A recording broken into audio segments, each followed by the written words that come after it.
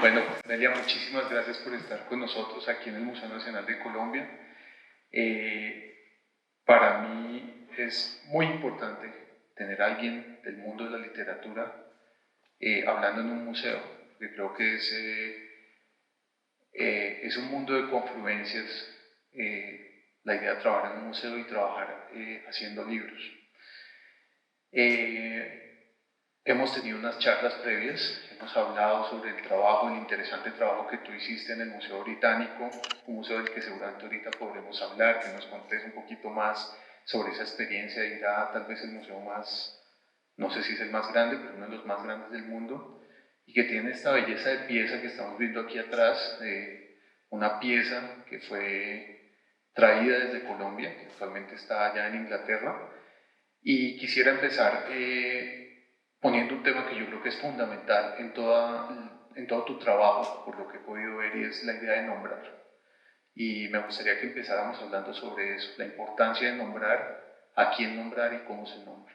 Bueno, Julia, muchísimas gracias a ti, al Museo Nacional, y para nosotros, y hablo de nosotros, no solo por mí, sino por el equipo del ISDI CELA, del Centro de Investigación, del Centro de Excelencia para la Investigación de América Latina del Museo Británico. Estamos muy satisfechos y muy contentos y nos sentimos muy agradecidos y orgullosos de que la primera presentación pública de Afluentes sea aquí en el Museo Nacional de Colombia. Nos ha repetido cientos de veces que lo que no se nombra no existe. Es clarísimo. Y esa frase, esa expresión, tiene una implicación absolutamente profunda en quienes no hemos sido nombrados en la historia del planeta. Los afro, los marginalizados, no hemos sido nombrados. En consecuencia, no existimos. O existimos única y exclusivamente desde una mirada estereotipada, desde una mirada colonialista, desde una mirada extractivista, desde una mirada hegemónica que es la que decide cómo se nombra. En el hecho de nombrarnos hay un entramado muy complejo, ¿sí? En el hecho de nombrar a las personas, de nombrar al otro, de nombrarse a sí mismo también, por supuesto. Hay un entramado muy complejo que da cuenta no solamente de cómo vemos al otro que nombramos, sino también de la situación política y social que estamos viviendo. Entonces, una cosa que parece ser tan sencilla, pero que devela rasgos tan profundos de la sociedad, pues es muy interesante, ¿sí?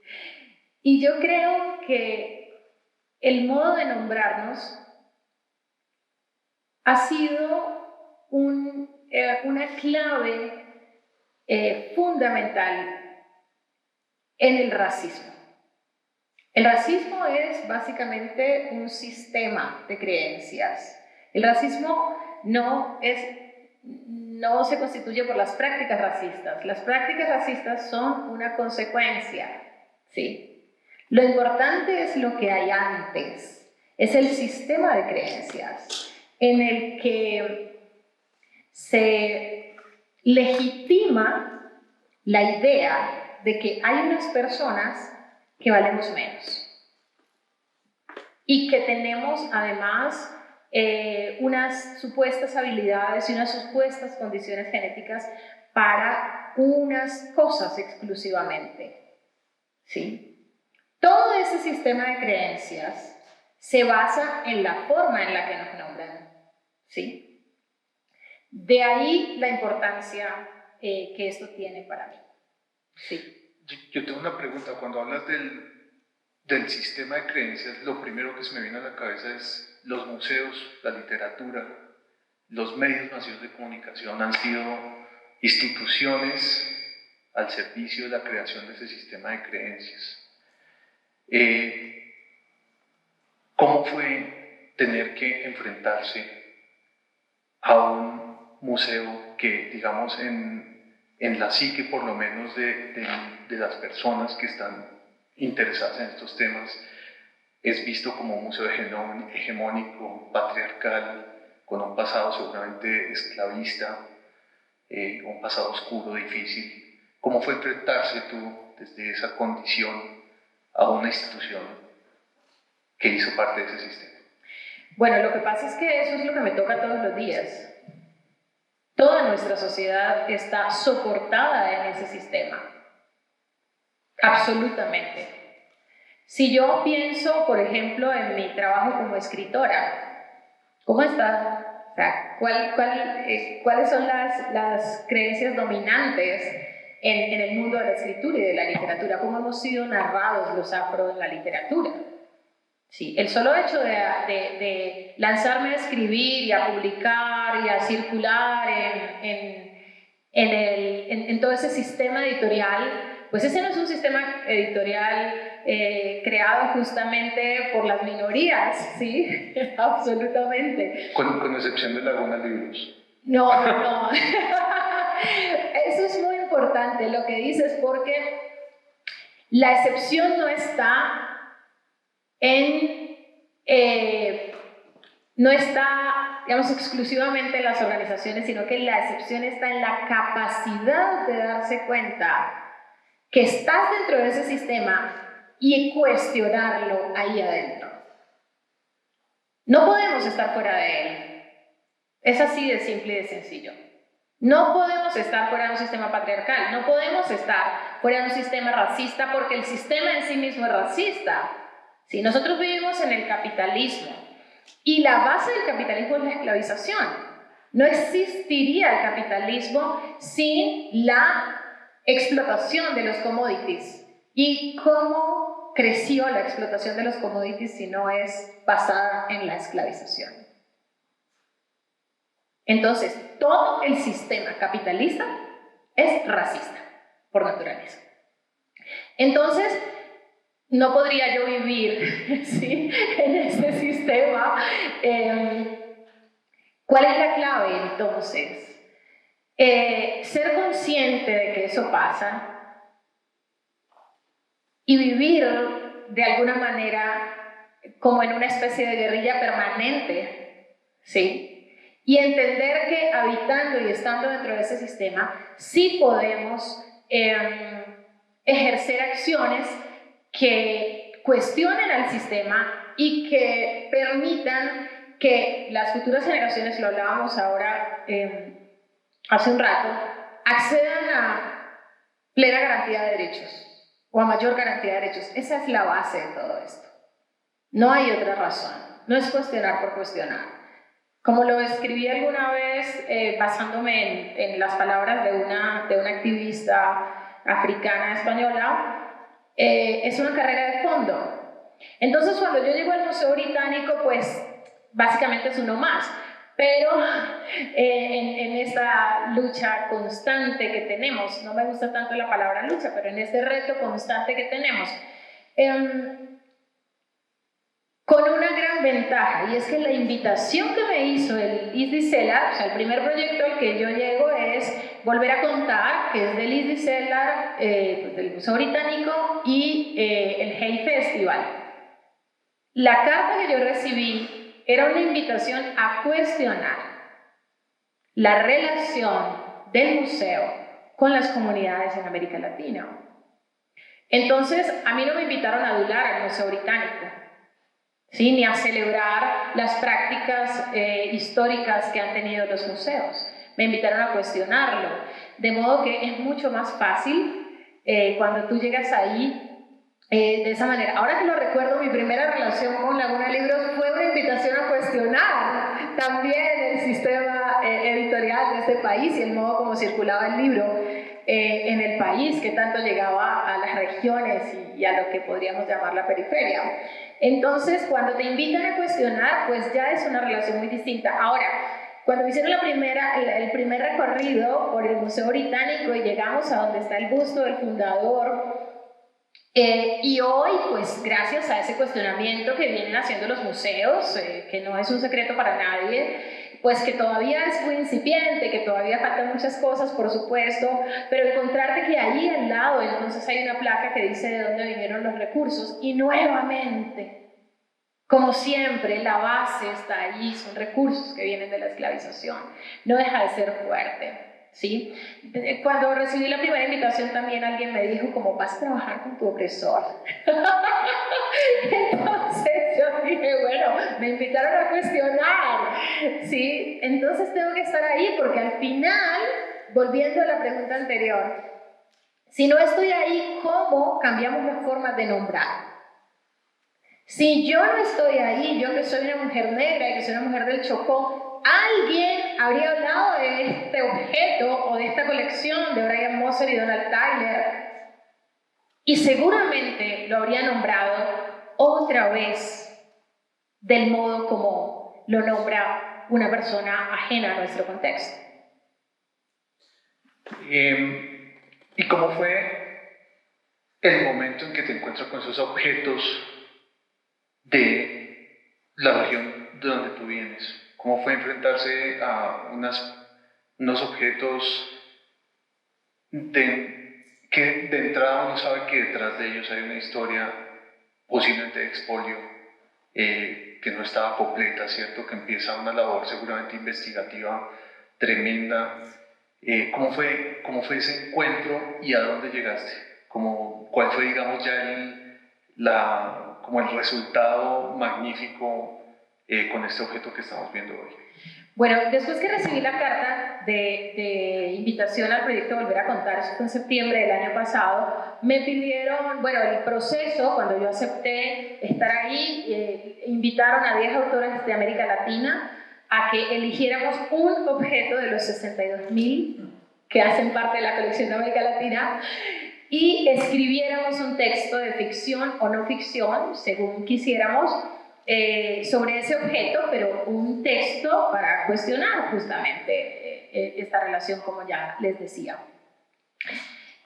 Y lo primero que vamos a hacer era una reunión con el equipo de curadoras, y en esa reunión nosotros, los autores, contábamos nuestros intereses, contábamos nuestras preocupaciones, nuestros intereses en la escritura, nuestros temas, por decirlo de alguna manera, y luego ellas nos presentaban como una lista de objetos o unas alternativas y unos documentos que tuvieran que ver con los temas que habíamos presentado, y ya sobre eso hacíamos la elección y luego hacíamos la escritura. Esto todo duraba como unos 4 meses más o menos. Entonces, cuando yo fui a la primera reunión, lo primero es que pues yo cuento quién soy, qué hago, de dónde vengo, y pues mi primer tema de interés pues es el Chocó, como siempre está en mi trabajo, cómo se nombra lo afro, pero también cómo se nombra lo indígena, lo minoritario, cómo se nombra mi región, el racismo, siempre, el agua, los ríos, en particular los ríos de mi región. Y ellas se sonreían un montón porque ellas ya sabían lo que yo no sabía. Y luego me dijeron, tenemos una subcolección del Chocó que tiene más de 300 objetos. Y yo, como que se me cayó la quijada. Y yo, ¿qué? ¿Una colección del Chocó en el Museo Británico? Es como, esto es absurdo, pensé yo. Y la otra cosa que pasó en ese encuentro, que fue muy especial, es que yo estaba en Europa, llevaba un tiempo en Europa que me permitía ir a Londres. Sí, si hubiese estado en América Latina no hubiese podido ir por estos asuntos de la pandemia. Entonces me invitaron a ir a Londres a ver y a tocar los objetos. Después de un montón de trámites anecdóticos, logré llegar a Londres e inmediatamente llegué al día siguiente, nos fuimos a ver la colección de los objetos.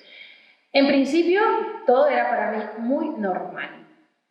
Chaquiras, motetes, pues que son canastos, canaletes, cosas que hacen parte hoy de nuestra vida cotidiana. Entonces, claro, pues uno siempre espera que los museos tengan cosas como todas wow, ¿cierto? Todas sorprendentes, o patrimoniales, o prehispánicas, no sé, como siempre estamos, pues tenemos tan instalado eso que nos imaginamos que ese es el tipo de cosas que vamos a encontrar, pero todo tenía que ver mucho, mucho con la cotidianidad, cucharas, piedras de molar.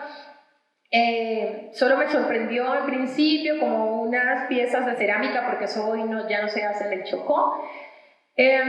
Bueno, hay otro dato muy interesante, y es que desde el principio supe que estas piezas habían sido llevadas de Noanamá, esto es en el río San Juan, y ahorita que Ana hizo la presentación, habló de mi libro Oír Somos Río, y este libro es sobre un viaje por el río San Juan.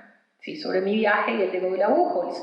Entonces yo ya traía una relación sobre el río, con el río San Juan y con la región del San Juan. De hecho, el cuento que publiqué en The London Magazine justo antes de la invitación al proyecto Volver a Contar también tiene que ver, pues ocurre en la región del San Juan.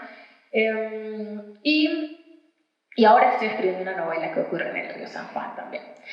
El caso es que nada de esto era novedoso para mí. Sí tenía la preocupación que ya habíamos hablado de cómo estaba registrada la información en la base de datos, y en todos lados solo decía Brian Moser, Donald Tyler, 1962, para ese momento esa es la fecha en la que fue registrado en el museo. Noanamá, Chocó, no decía nada más. Y yo decía, ¿y la gente? ¿Y los chocuanos? ¿Y los negros? ¿Y los indígenas? O sea, ¿cómo estamos nombrados aquí? Esa era mi gran preocupación. Ya la curadora había encontrado un libro que ellos publicaron también como resultado de esta expedición. ¿Saben cómo se llama el libro? Los comedores de cocaína. Porque el viaje fue mucho más amplio, el viaje de Brian y Donald fue mucho más amplio que Chocó. Sí, ellos fueron a la Amazonía y fueron a la Guajira y a la Sierra Nevada de Santa Marta. Bueno, es un trabajo muy interesante. Y sacan este libro. Ya este año nos enteramos, pero eso se los voy a contar luego, pero ya nos enteramos que ese nombre no fue idea de ellos, sino de la editorial, porque era más atractivo hablar de los comedores de cocaína. Esto solo para referirme al gran problema de cómo se nombra al otro. Entonces teníamos solo el referente de este libro y estas bases de datos que no decían nada más. Entonces yo me sentía un poco frustrada y desilusionada mientras revisábamos piezas con guantes. Ese edificio tiene la luz controlada, la temperatura controlada, todo, ¿cierto? Porque todo esto tiene que estar muy bien conservado. Y entonces es un poco deprimente el lugar, y de pronto apareció esto. Y esto para mí fue absolutamente emocionante, porque es el nombre de una persona, pues el nombre en español, el nombre de un nativo. Ahí dice Otilio, escrito a mano con un lapicero azul. De alguna manera podríamos decir como contaminando el objeto, ¿sí? Porque eso no hace parte natural del objeto. Pero estaba ahí para romper el círculo de la invisibilización. Esa persona que 60 años atrás escribió su nombre, se atrevió a escribirlo en un mecedor, lo hizo para romper el círculo de la invisibilización 60 años después en Londres ante mis ojos. Entonces, pues nada, fue muy emocionante, y justo en ese momento decidí que iba a escribir ese primer texto sobre Otilio por el poder que para mí tenía o me transmitió esta posibilidad de escribir en el departamento donde tenemos la tasa más alta de analfabetismo en Colombia, hasta 24%. Eso es impresionante, y lo digo que es impresionante porque seguramente en el marco de esta charla vale la pena mencionar que nosotros desde este museo estamos creando unas nuevas formas y unas nuevas aproximaciones al patrimonio cultural. Estamos pensando en un museo afro de Colombia, que es un tema muy, muy complejo de lograr. Y una de las mayores, como los mayores dilemas éticos que yo siempre he insistido es cuando llegue la hora de formar una colección de ese museo. Ahí obviamente hay una disquisición muy larga en la museología de si un museo depende de los objetos, si los objetos son necesarios para poder nombrar una institución museo. Yo personalmente creo que los objetos son unos activadores muy poderosos de memoria, de historias, pero hay un dilema ético muy fuerte en los museos y es cómo se adquieren esos objetos, cómo llegan al museo. Lo que ha pasado en los últimos 300 años, que son unas historias de expolio prácticamente, ¿no? Si no fuera porque Otilio, que lo veo ahí y yo pues me emociono muchísimo, ¿no? Otilio, el momento en que este personaje decide poner su nombre es, o sea, es una acción demasiado poderosa, es el grito casi que al vacío de tener una oportunidad de ser nombrado y de existir, que eso yo creo que es lo que la misión que tienen los museos también, ¿no?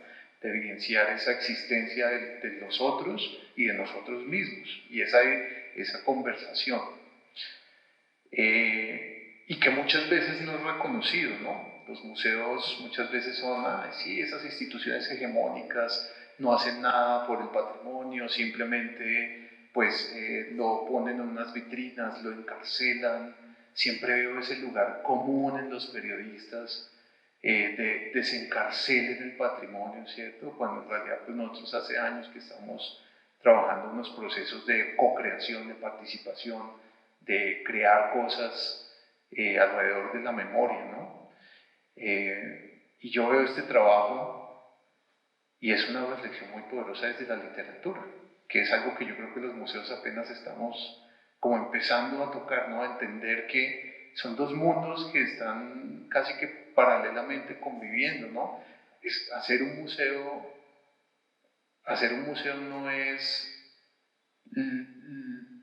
no es botar datos a la gente.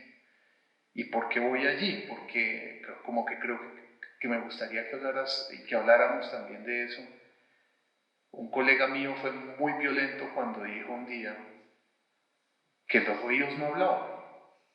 Eso es muy fuerte, los ríos no hablan, ¿no? En un país donde los ríos actualmente son sujetos de derechos, donde por los ríos han pasado los muertos de un conflicto muy doloroso, ¿cierto?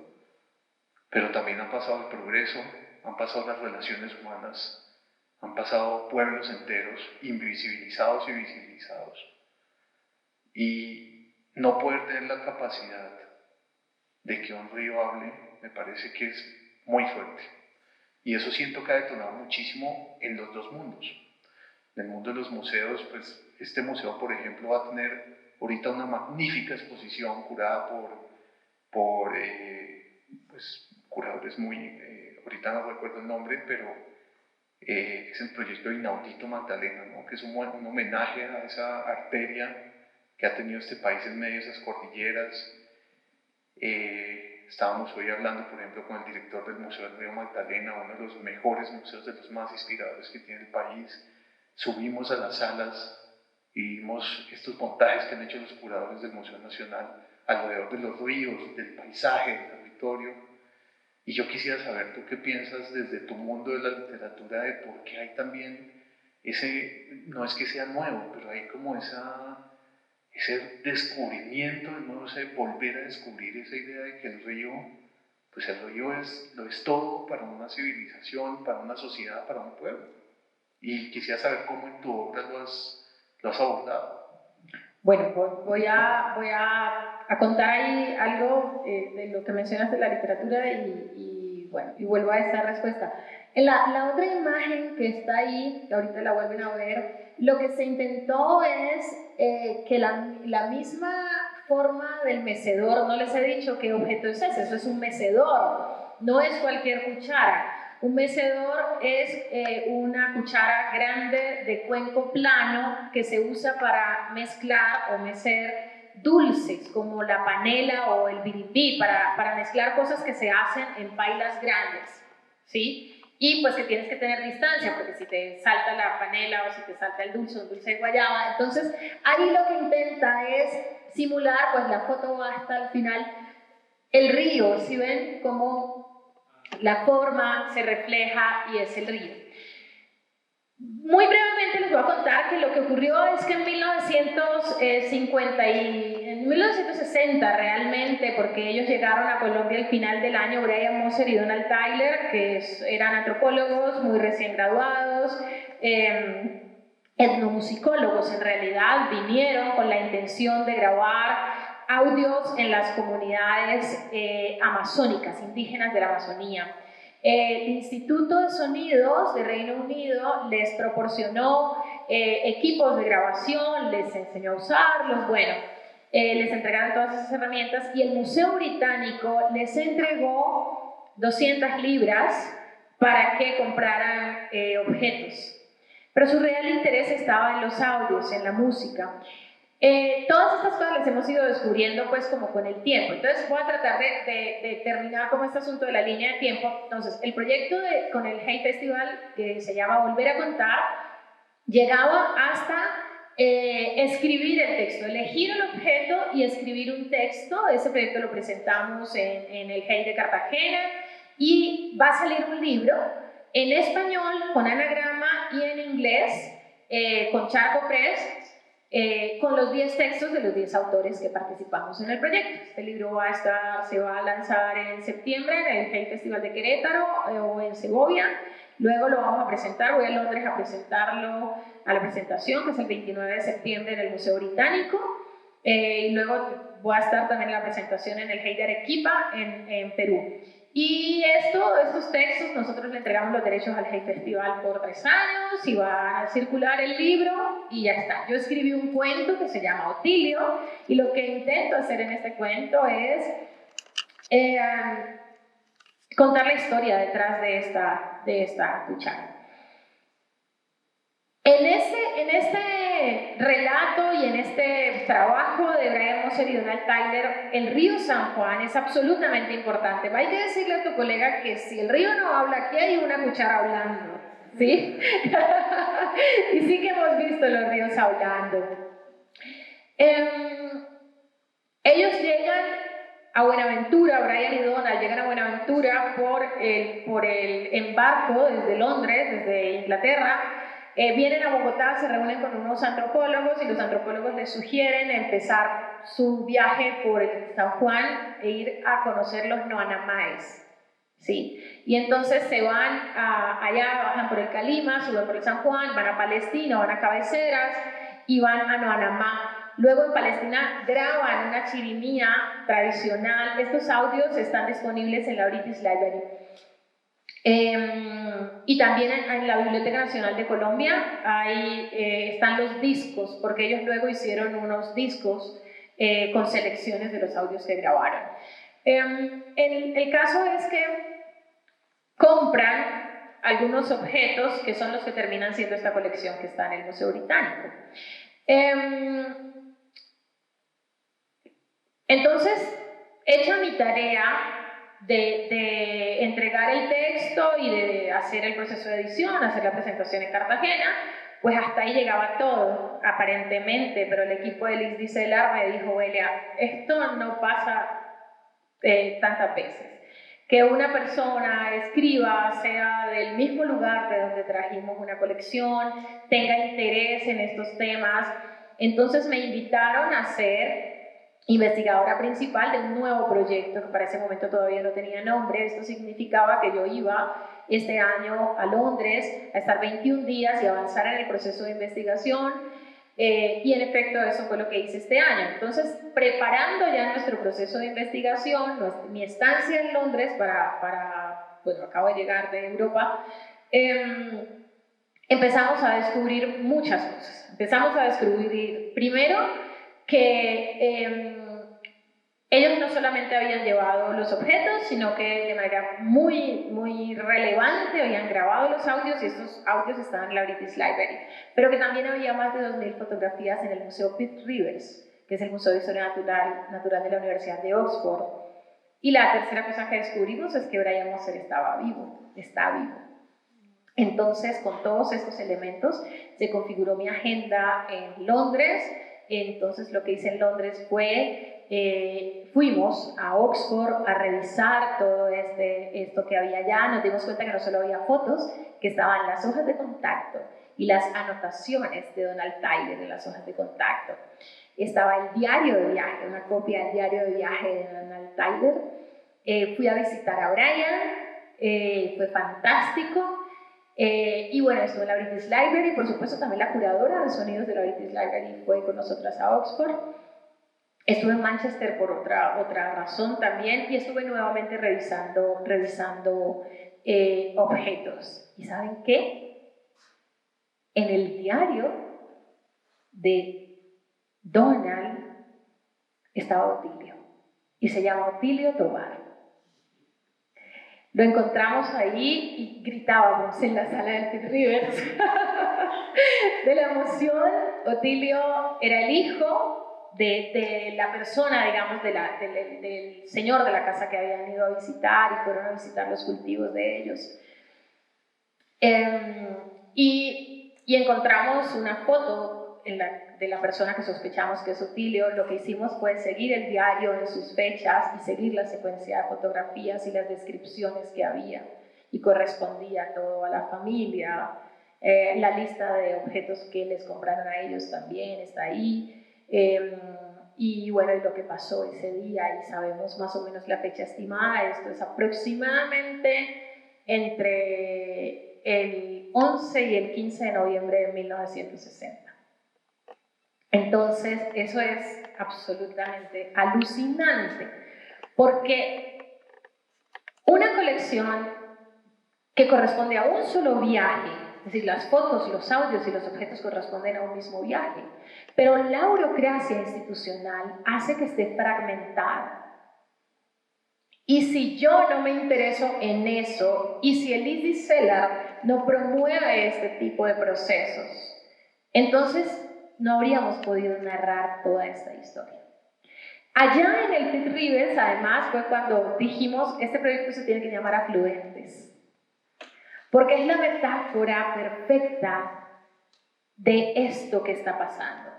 Los ríos que se encuentran con otros ríos, ¿sí? Las voces que se encuentran con otras voces y entonces crean un río más grande y entonces crean una narración más grande.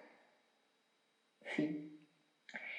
De modo que mi trabajo ha sido ese, o sea, mi trabajo de investigación es navegar por esos afluentes y bueno, de eso les contaré luego.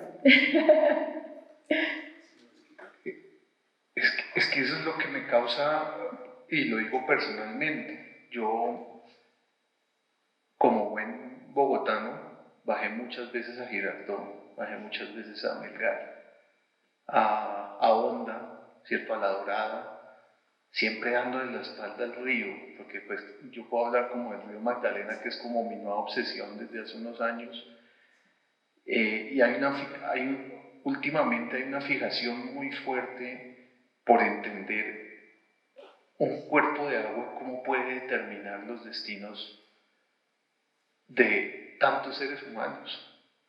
La historia que tú nos hablas aquí de Otilio, que pues claro, por supuesto, tuve el placer ya de leerla ¿Te gustó? Aquí entre nos, que me encantó mucho. La historia obviamente tiene muchas cosas, pero es una historia del río, es una historia de lo que pasa en un río de Colombia.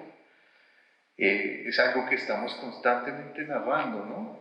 Y por eso decía, el río es un determinante en los museos. Últimamente yo siento que es como es un tema inevitable de tocar, ¿no? Mira, algo que pasa con este río y esta historia, en el texto, en el libro de Cocaine Eaters, el primer capítulo está dedicado a la primera parte del viaje de Brian y Donald, entonces está dedicado al San Juan, al río San Juan. Ahí hay una foto bellísima del San Juan.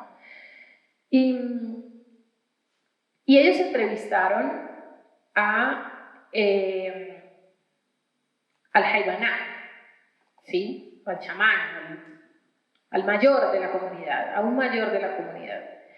Y en este fragmento, básicamente, las comunidades afro son presentadas como enemigos, como intrusos que vinieron a perturbar la vida de las comunidades indígenas y que habían desplazado a las comunidades indígenas a las riberas, digamos, y se habían quedado en las orillas, a las partes más altas, perdón, de las riberas, y ellos se habían quedado en las orillas, y bueno, y narra como un conflicto ahí político.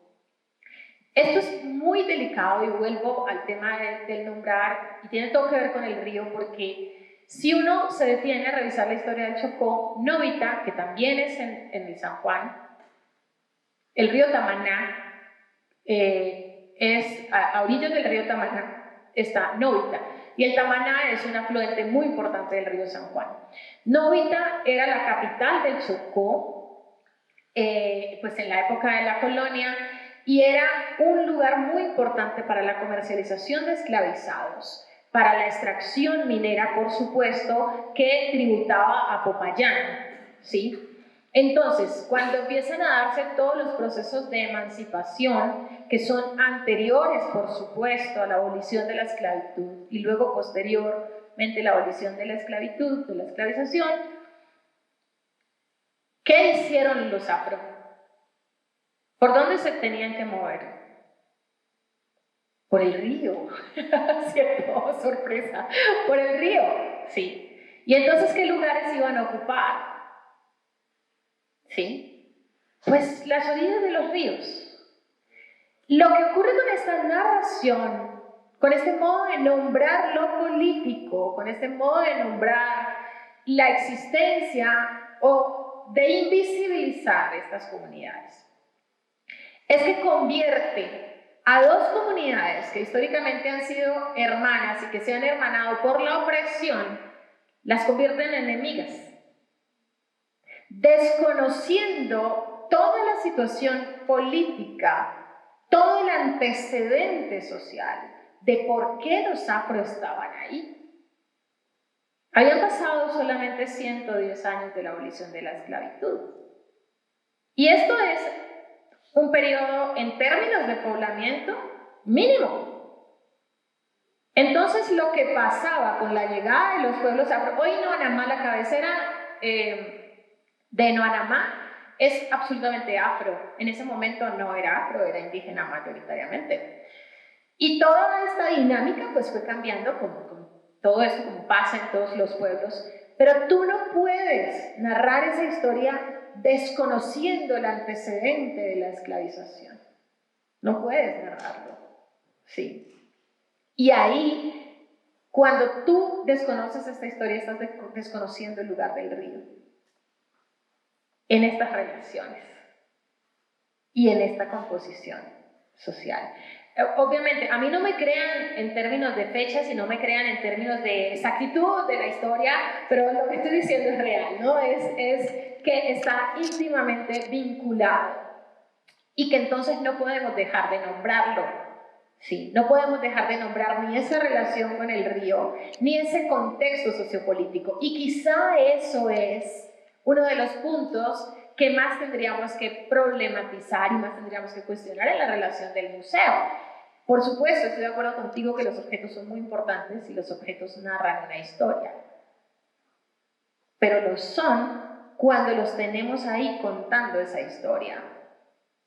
¿Sí? No cuando carecen de ella o los dejamos siendo unos objetos nada más y cercenamos la historia que hay detrás.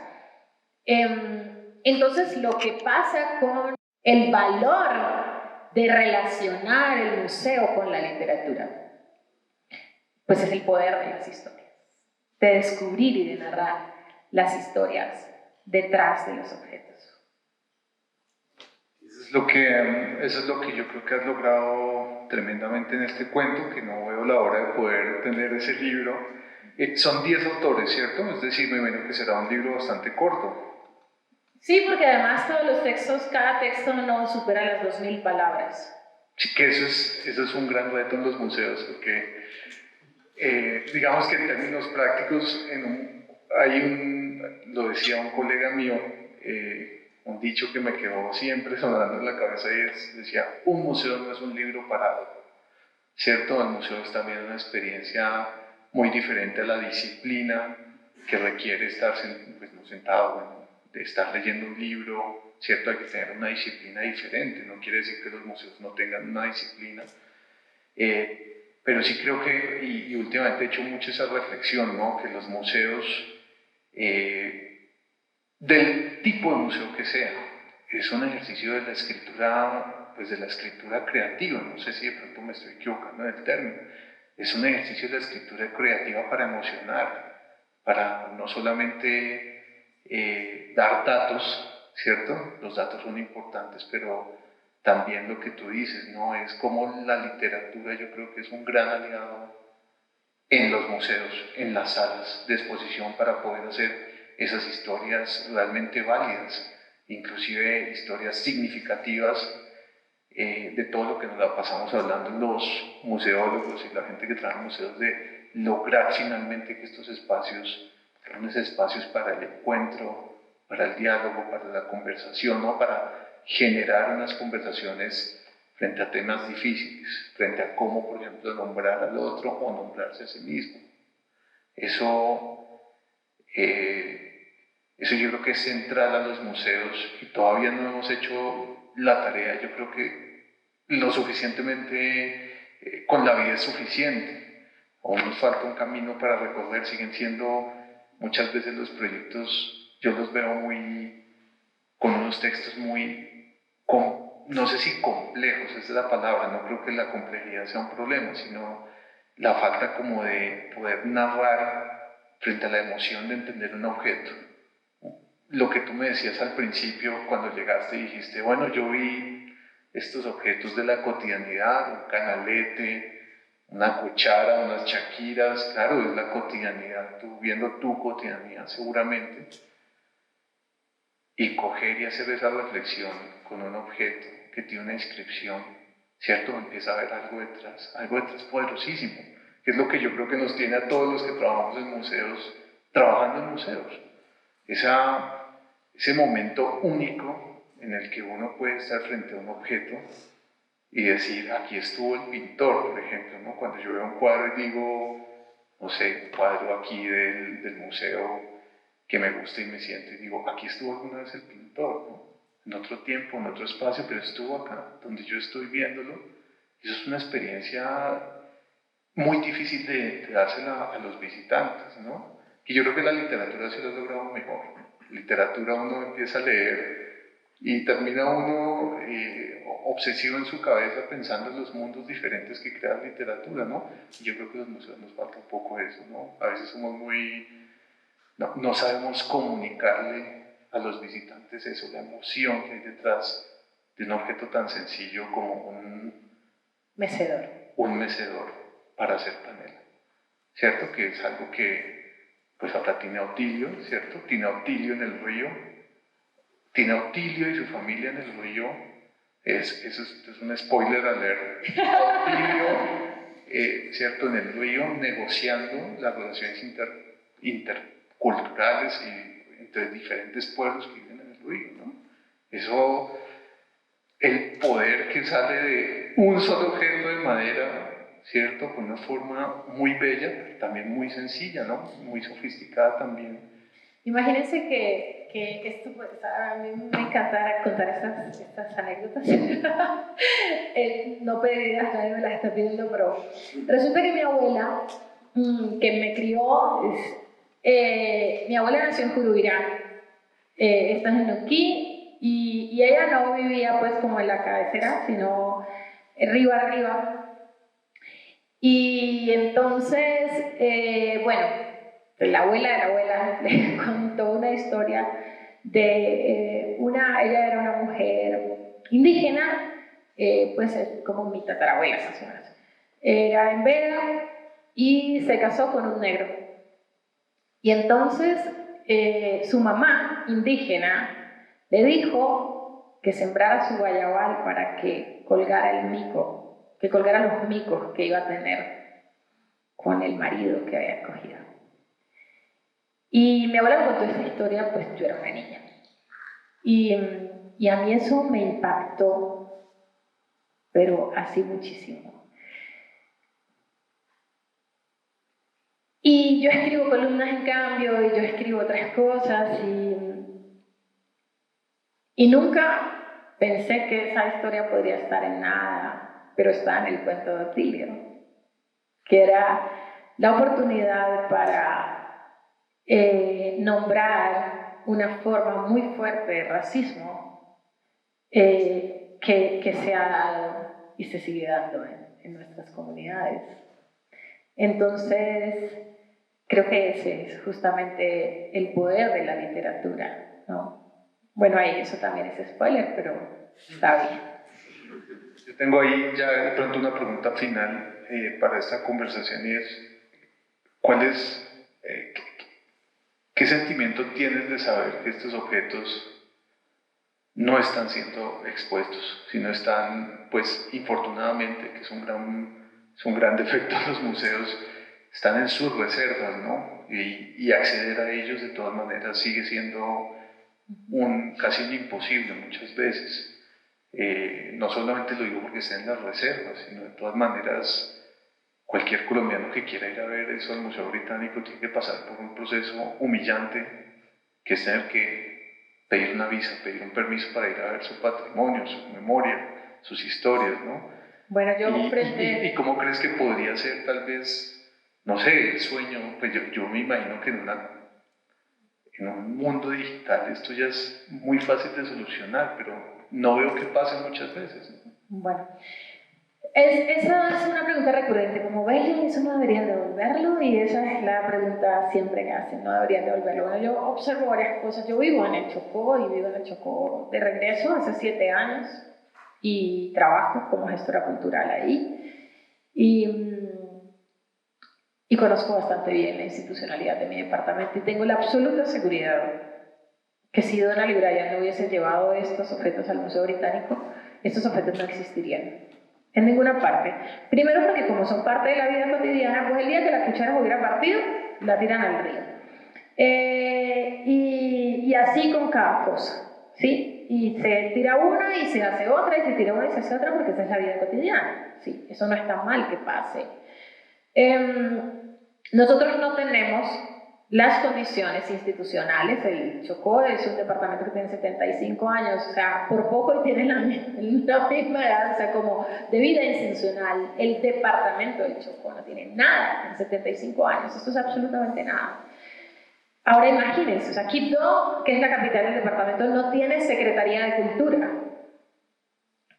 Y de ahí para allá, la lista que ustedes quieran, la Universidad Tecnológica del Chocó tiene 50 años. Tenemos instituciones absolutamente débiles, frágiles, jóvenes, cuando hablamos de la vida institucional, que no tienen la capacidad todavía para gestionar un museo. No tenemos uno, justamente. Sí. Y para gestionar la memoria, las representaciones de la memoria, ¿sí? A través de objetos o a través de otros procesos. Entonces, por esa razón, es decir, yo no puedo obviar eso y tengo que ser consciente de la importancia de que eso al menos esté allá, ¿sí? Por un lado, hay otro factor que también hubiese impedido que esto se conservara acá, y son las condiciones climáticas. ¿Sí? Si nosotros no tenemos lugares adecuados, imagínense, yo sufro, por ejemplo, con los libros de motete, no saben la cantidad de hongo con la que nos toca lidiar, y si logramos tener un aire acondicionado, como ayer que tú y yo estábamos juntos, se fue la energía en toda la ciudad y no hay absolutamente nada que hacer. Esto sigue pasando hoy día tras día en el Chocó, día tras día. Entonces, por ninguna de las vías tenemos las condiciones para conservar una colección ni siquiera de 300 objetos como esta. Por un lado, a mí me parece que cada comunidad tiene su proceso que debe ser también autónomo y respetado. O sea, esta idea de tener objetos, pues no nos habita a nosotros, ¿sí? A ellos sí, por eso ellos quisieron llevarlos, sí, porque ya tenían, por supuesto, la relación con una institución como el Museo Británico. Entonces, a veces yo pienso, se lo hablaba alguna vez con un gestor cultural, y es que cuando las comunidades no hacemos ciertas cosas también es porque no sentimos la necesidad, ¿sí? Y eso es completamente respetable. Entonces, yo no tengo ningún deseo de que los objetos vuelvan al Chocó. Creo que lo que está haciendo Elis Wiesel es absolutamente importante, porque la razón de ser de estas colecciones es poder generar estas conversaciones. Que yo esté hoy aquí hablando de esto y que mi trabajo sea más que nada hacer difusión de que esto está ahí y conversar sobre lo que está ahí, ya es un logro muy importante de la existencia de la colección. Lo que vamos a hacer, bueno, yo le propuse como resultado de esta investigación al museo, en primera instancia, un artículo académico, un ensayo, no académico, un ensayo sobre esto de nombrar, que pues ya se dieron cuenta que es de los temas más relevantes en el proceso. Queremos hacer un corto animado en el que juntemos los audios, los objetos y las fotografías, que no van a volverse a juntar nunca. No hay forma de que la British Library mande los audios al British Museum, porque al British Museum tampoco le importa al museo. Siempre me dicen, si lo vas a decir en inglés, aprende a pronunciarlo bien. Bueno, el Museo Británico. Ellos también no tienen interés en tener ese tipo de archivos, ¿no?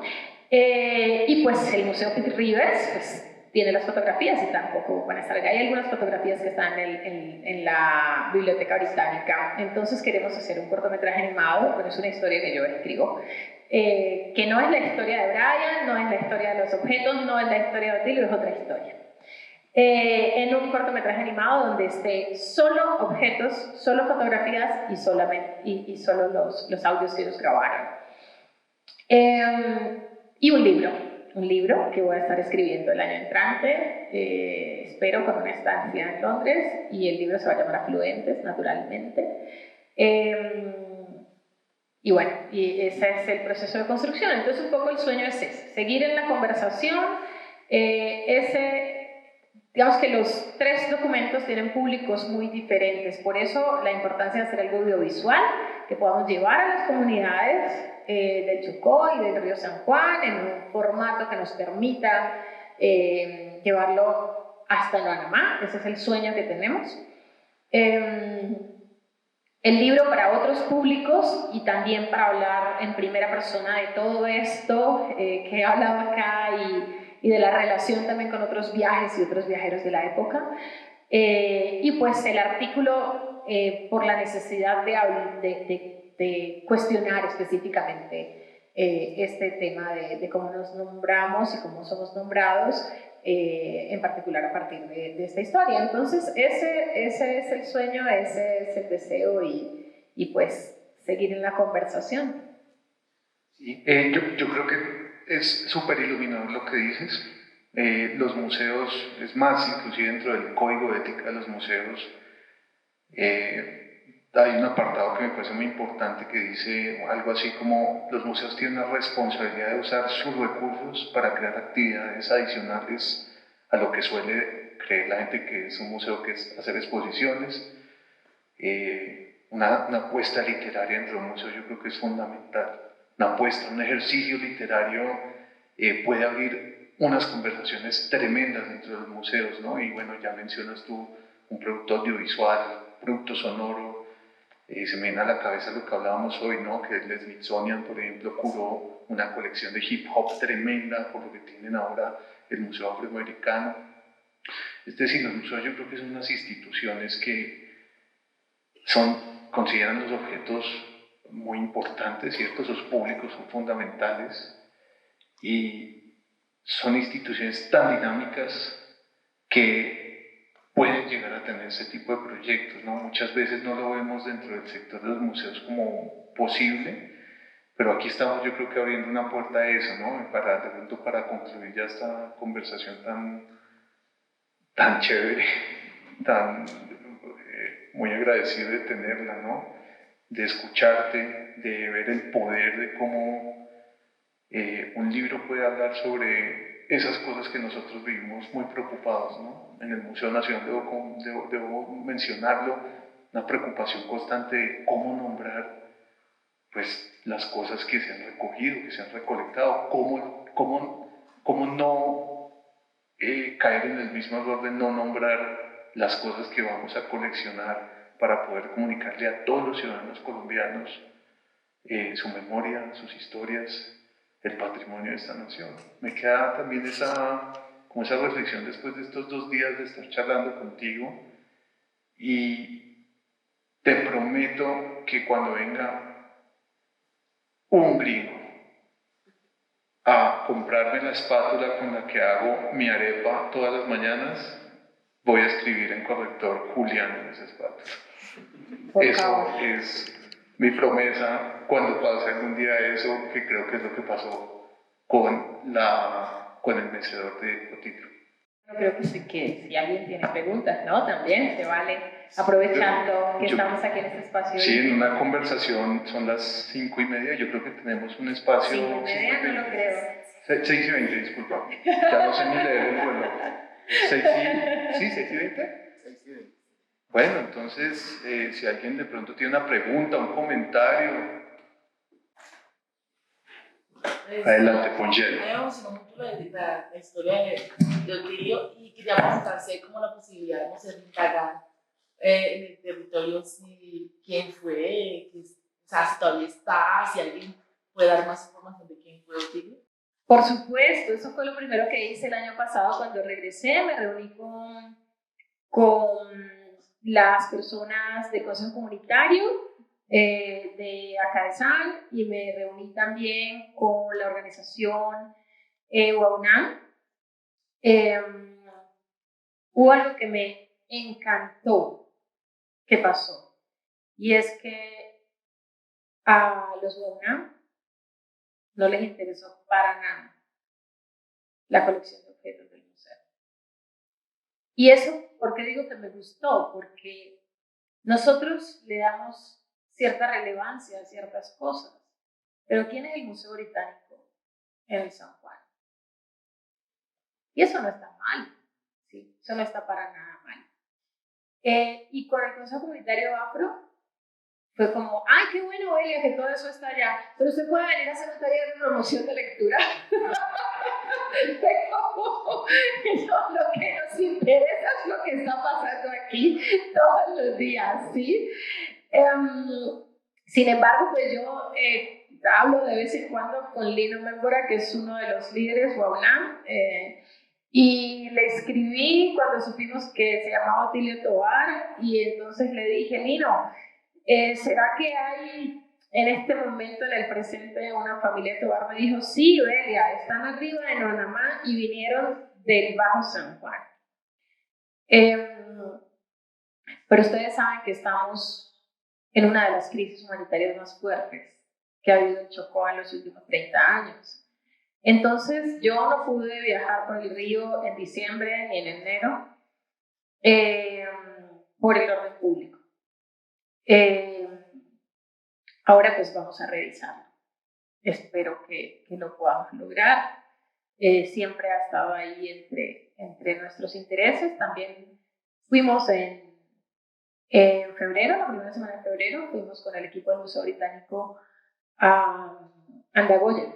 Nos reunimos con el equipo de cultura de Andagoya también con esta intención, y a raíz de algo que pasó muy doloroso, escribí mi primera columna, en cambio, que se llama Otilio y Luis, para que la busquen y vean lo dramático que es acercarse a nuestros territorios hoy. Pero sí, seguimos buscando a Otilio. ¿Y saben qué? Ahora que estuve en Reino Unido, escribí unas cartas a Otilio, donde le conté todo esto. Esto está colgado en la página de Liz Cellar. Y el manuscrito de las cartas, mi manuscrito ahora es un objeto del Museo Británico. ¿Alguien más? ¡Wow! Que claro, que eso también es parte del ejercicio, ¿no? Y es que ya, o sea, ya hay una historia descubierta y es también contar cómo fue descubierta la historia, ¿no? Para que después de 100 años estén aquí sentados contando la historia seguramente de Delia, haciendo el esfuerzo por entender qué fue lo que le pasó a Otilio a través de un objeto. Sí. Bueno, no sé si alguien más tiene alguna pregunta o comentario. Bueno. Andrés. Porque yo pienso en las colecciones de etnografía, por ejemplo, del Museo Nacional, ¿no? Recolectadas en la misma época por los pioneros y pioneras de la antropología, y en la propia historia de la antropología y su relación con el colonialismo, ¿no? Es una cosa muy tremenda. Porque aunque, de todas formas, claro, era otro contexto histórico, ¿no? Y era gente que, digamos, tenía buena voluntad, ¿no? Iban allá un poco como a narrar esas historias de esos pueblos indígenas que iban a desaparecer. Pero nunca se le pasaba a nadie por la cabeza registrar el autor del objeto, y eso es una cosa muy tremenda lo que tú estás diciendo del nombramiento, porque era una especie de ciencia pseudonatural, ¿no? Que iba cogiendo, digamos, estos objetos, iba armando colecciones, pero no importa, lo que importa es que es del pueblo tal o de la etnia tal, pero el individuo borrado totalmente. Y entonces esto comparte pensar también las políticas de colecciones, ¿no? Es fundamental, ¿no? Que los objetos, no son los objetos solo porque eso no tiene sentido, son los objetos con todas sus redes, con todas sus narrativas, que se vuelven significativos. Y entonces, en este momento tenemos un problema de catalogación de los objetos, porque cuando llegan objetos a la colección de etnografía, no hay cómo ponerles un autor. Es tremendo. Es muy tremendo, lo hablábamos ahora que fuimos a ver el mecedor que hay aquí, ¿sí? Con una talla de un ave al final en el mango. Justo les contaba que este problema que tú mencionas, que también debo decirlo, y qué gusto que lo mencionas, porque Brian es un hombre encantador, les cuento. Las fotografías además que hizo son fantásticas. Mañana tengo una visita de Luis Ángel Arango porque él volvió al Chocó, pero volvió al Baudó, y hay una colección aquí sobre su trabajo. Y tenía las mejores intenciones. ¿Qué pasaba? Con relación a lo político, mi teoría es que, bueno, que puede estar muy cercana a lo que en realidad pasaba, y es que el proceso de etnización afro era absolutamente incipiente para 1960, ¿sí? Entonces, los grupos de interés eran los grupos indígenas. No existíamos como pueblo étnico, ¿sí? Y los procesos políticos estaban apenas arrancando, empiezan a hacerse un poco más fuertes en los 70s y ya propiamente en los 80s.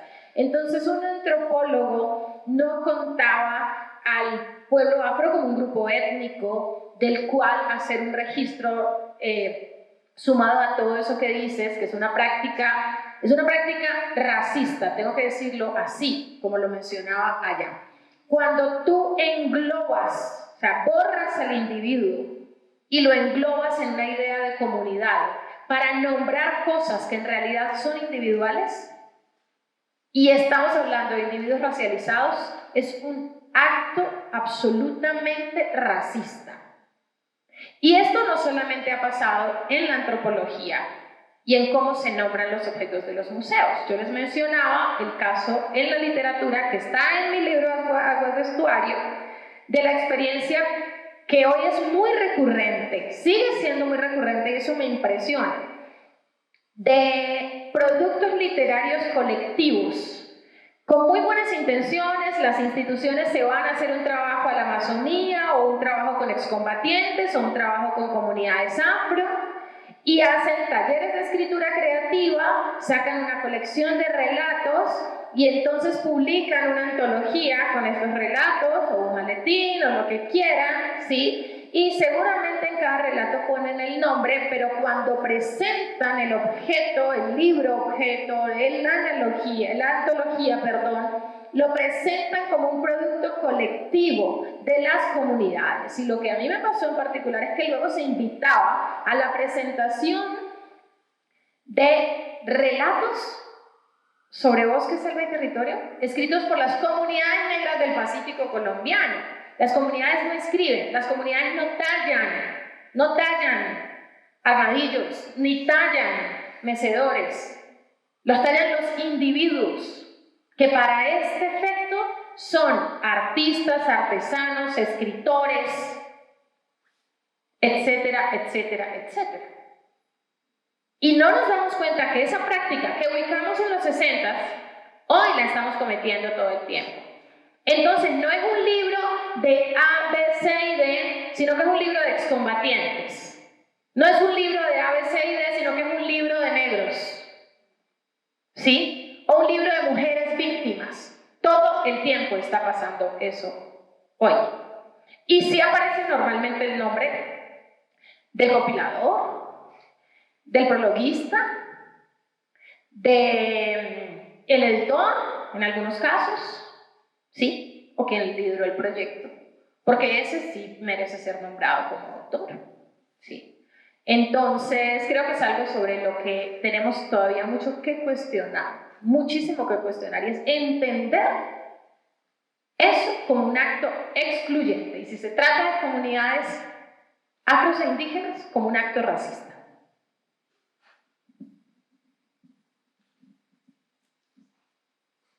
Muchísimas gracias, Bella, por esta conversación. Muchas gracias a ti, al museo, a Laguna y a quienes estuvieron acá. Sí, al público sobre todo.